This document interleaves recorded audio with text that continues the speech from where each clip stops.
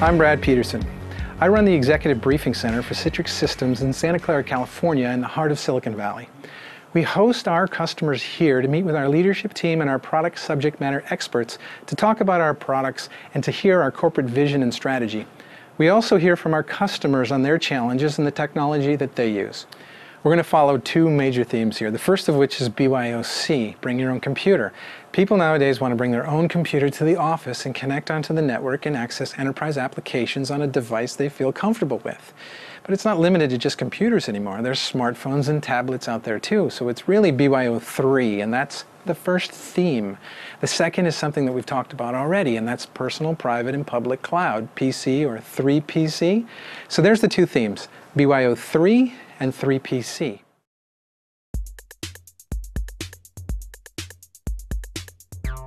So this is where I go to connect directly into my social network, and I'm using my Samsung Galaxy Tab 10.1-inch running the latest Honeycomb software. Hey Rick, I never thought I'd see you again. It's been since high school. Hey, what's going on? Aunt Sally, how are the kids? Hey, stop poking me or I'll tag your face.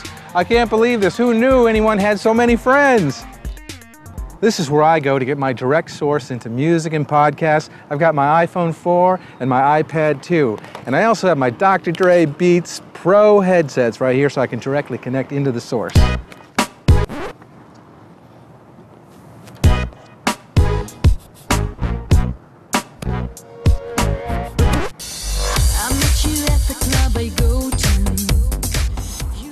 This is where I go to catch all the latest and greatest blockbuster movies. I bring my MacBook Air and connect it to my Samsung Verizon 4G MiFi device, screaming fast network connection, open up the browser and connect to Netflix. The Microsoft Silverlight player automatically loads and I have access to a huge library of on-demand movies. So now you can see why people want to go in the world and pick any device they want and go and consume all the personal cloud resources that they are interested in. Oh, shh, the movie's about to begin.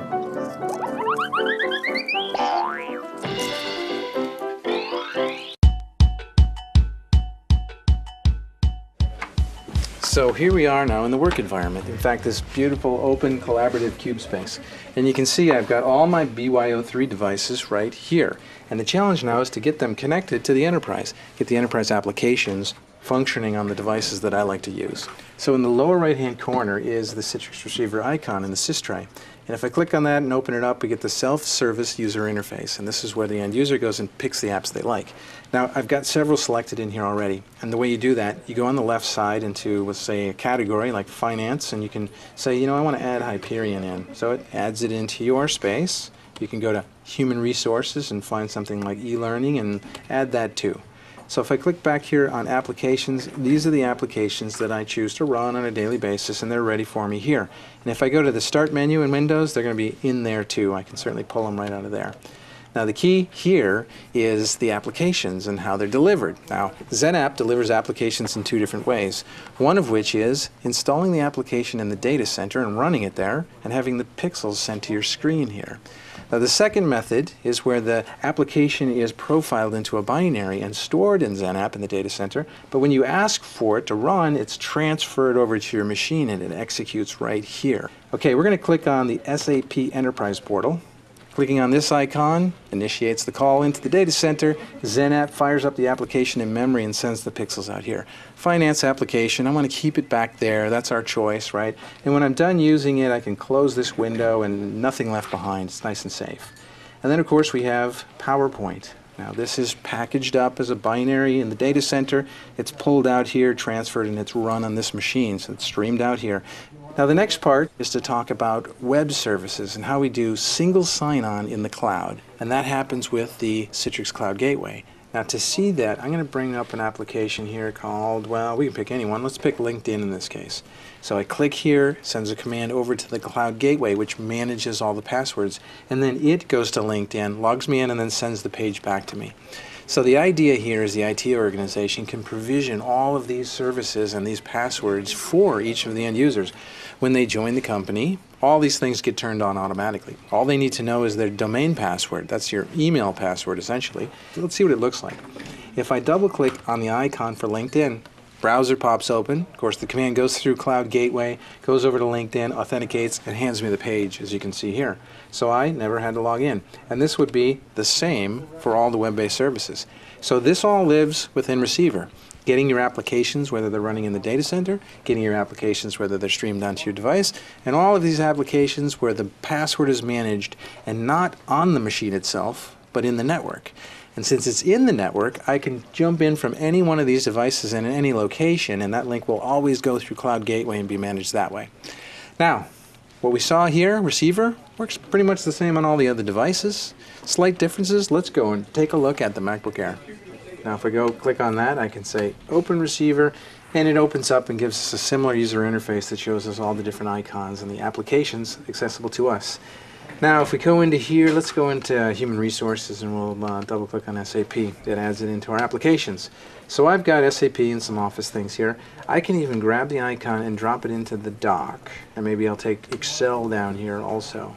Alright, and then I can minimize Receiver, and now down below I have a mixture of Mac and Windows applications sort of seamlessly sitting together. If I click on SAP, it's going to fire that up, and the same thing goes for Excel, so I can fire that up too. Now these are obviously two different Windows applications. If you need access to these Windows applications, you can get them from any device, including this. And see, you have them here, fully operational. The next device is the Chromebook. This is essentially the Google Chrome browser on hardware. So there's no way to install any software on here at all. So the way we do this is we open up the browser and we send it off to our Receiver web. And that gives us the icons of the apps we want to run. If I click on Excel in this case, it's going to go connect into XenApp, fire off Excel in the data center, and in this case it uses HTML5 to paint the screen. That's the way it's going to get here. And look at this, fully interactive. I can go in here and work with this, and if I go back and open up any other applications, they just click on these and they open up more tabs along the way. So that's very clean. Now the next device is the iPod Touch. Much the same as the iPhone 4. Go to the App Store and pull down the Citrix receiver. Click on that icon. It connects to the same XenApp infrastructure. And here you can see I can go into Finance and Operations and see Hyperion and all those applications. I can also go back and open up SolidWorks Design, a 3D CAD/CAM application. Now normally you would open this up on a heavy-duty workstation and you'd work on the design itself, and that would be ideal. But you can also share your work really on any device, including a smartphone. So here I will go in and I'll hit the Open, find the C-Scooter design, and bring that up. So there you go. There it is. I can even push the play and kick this into animation mode. So it's not running here on the device. It's running in the data center, and the pixels are sent here. Now the third of the BYO3 devices is the tablet, and this is the iPad 2. Now in here, of course, Citrix Receiver, get it from the App Store, open it up, go into here and explore all your applications. So we're connected into the same XenApp Store. In here we can go hit the plus sign and add a few of these to our home screen. You can see them jump in. If I click on Home, there they are. And I click on Excel Spreadsheet. Now of course this should ask me for my super secret Citrix password, and bang, I hit OK. It's going to open up that same spreadsheet we were working on before. Now of course the spreadsheet is on XenApp server, running there just fine. So we can access it on any device. It's just the pixels sending wherever we ask it to. We come into here, I can zoom into this spreadsheet and click and interact on any cell in here, just as you would expect. So there you go, BYO3. All the different devices brought into the workforce, connecting up to XenApp, enterprise applications delivering to them seamlessly to all the devices that I am most comfortable with. There's nothing better than this. Bring all your BYO3 devices in and get your enterprise applications on them. I'm starting to enjoy this work life. The real challenge now is taking it all on the road. When you travel for business, there's nothing better than taking advantage of your time on the plane to get some real work done. Now the key is having the right device and the right access to your apps and data. It's now time to bring out the Virtual Application Service Delivery Cart. Sir, we got a great BYO3 menu for you today. We've got the choice of a computer, a smartphone, or a tablet. What would you like today? Computer, please. Excellent. We've got that right here. Okay. So look at this. We've got a beautiful Dell Latitude Z laptop. Super thin, SSDs in here, nice widescreen. You can really work on this thing while you're on a plane. Now we know before we leave the ground we need to put receiver on here and stream our applications to this using Citrix Profile Streaming or Microsoft AppV. Either way.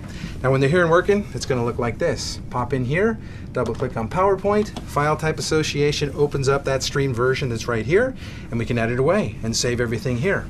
We can also pop right down here into Excel and edit our financial spreadsheets and be real busy. Now I know you're going to love this, so enjoy. Bon appetit. Yuri, great to see you got the upgrade. Hey, have you chosen? We've got the computer, the smartphone, or the tablet?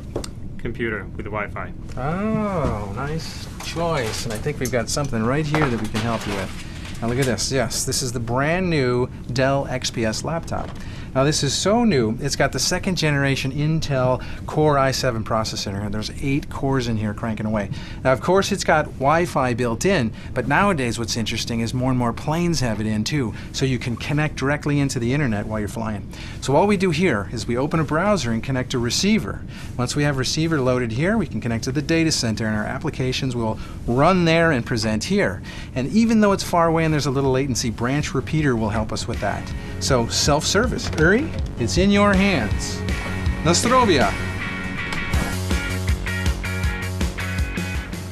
Now the first desktop virtualization method isn't even using Zen Desktop, it's using Zen App. So much like the way you connect into Zen App and you get applications on the server and those applications pixels are sent out to you, you can connect into Zen App and get a virtual desktop assigned to you and those pixels sent out to you. So it time slices it with terminal services right underneath the Zen App server. Let's go in here on the Mac and open up Receiver. Receiver opens up and it shows me all those same applications that I can get from Zen App, but it gives me another choice here, a shared desktop. And if I double click on that, it opens that shared desktop. So that connection into Zen App, terminal services connection, it's using HDX to deliver it to me, high performance, best user experience. And you can see the applications that I used before when I was in this are still there, you know, the browser and Word and everything. And if I come down into the Start menu, you know, this is Windows. It's a desktop. Now the second method of desktop virtualization is using Zen Desktop. And with that, we're going to connect into a dedicated Windows 7 VM on powerful servers with massive storage. And we have capacity to drive these desktops out to thousands and thousands of people. Now this is a Weiss Zenith Pro, so very low maintenance, boots fast, and connects in. So this will connect me into my Windows 7 virtual machine on the Zen Desktop server. It's a dedicated VM for me, and I connect to it. It's already running. It has my applications open. The pixels are sent straight to me. Now everything that's on the screen here is rendered in the data center. So I move it around, I click, I get a menu off the desktop. All of it's rendered there. The pixels are sent out. Now if I run a super high def video, well, things change a little bit. Now we could render this in the data center and the pixels could be sent here, but that would take a lot of work and might not be this clean. Instead, we detect that within the Weiss device, it has a Windows Media Player inside, and we ask it to pull the bit stream down and render the video. So if we move this, you can see the frame is rendered in the data center, but the video is rendered locally. And that's how the two separate things happen together, and you leverage the speed in the CPU of the local device here, and you get greater density of desktops in the data center. Now this next method is very different. It's where the image is prepared in the data center, but then it comes all the way out and runs on the device. In fact, this device right here. In fact, we've got many of these devices all over the university, these old PCs, and we tear the hard drives out of them and hook them to a high-speed network. And then you boot them, and they PXE boot over the network. So PXE, PXE, Pre-Boot Execution Environment. That essentially boots it up, connects it over the network to Citrix Provisioning Services, and finds its virtual Windows 7 image, pulls it across and pulls it into memory, and it runs it right here. The CPU here and the memory here. And when it boots up, you have receiver. And you can get all your applications and they work great. And when you're done, you shut it off and there's nothing left behind. Your apps and your data are in the data center safely where they should be. And there's just no storage, there's no bits here at all. We take a laptop like this and format the hard drive and lay down Zen Client right on the bare metal. And now on top of this, you can drop in a virtual machine. In fact, multiple virtual machines. I have one here for business use and I have one here for personal use. Now I'm at the branch office cafe with all of my friends having lunch here. here, and the first thing that I did was I connected into the corporate office to pull down my business VM.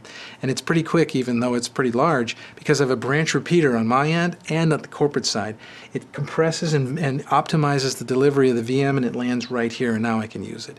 So let's go in and take a look at what it looks like to use 2 VMs sharing the resources of one laptop.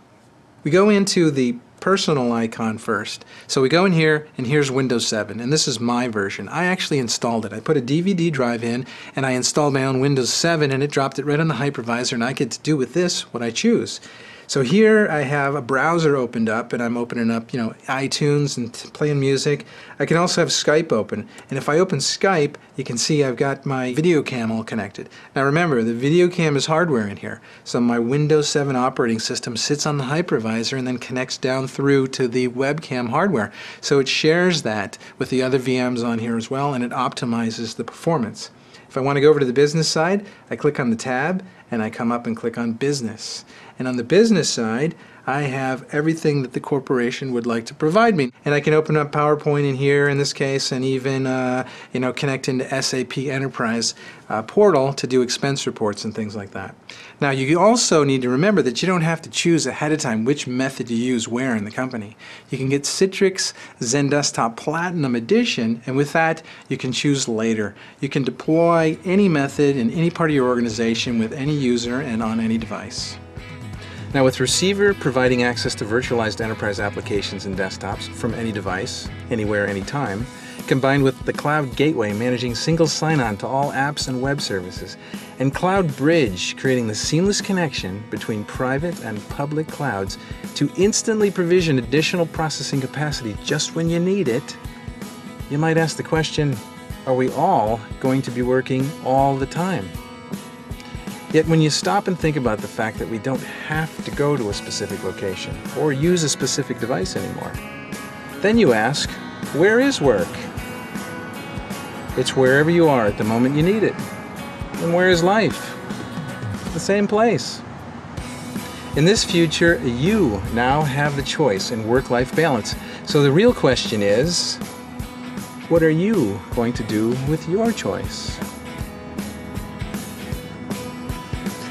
Thank you for spending time with us. I'm off to pick up the family and head to the airport and catch a flight. I look forward to joining you all very soon. Ciao!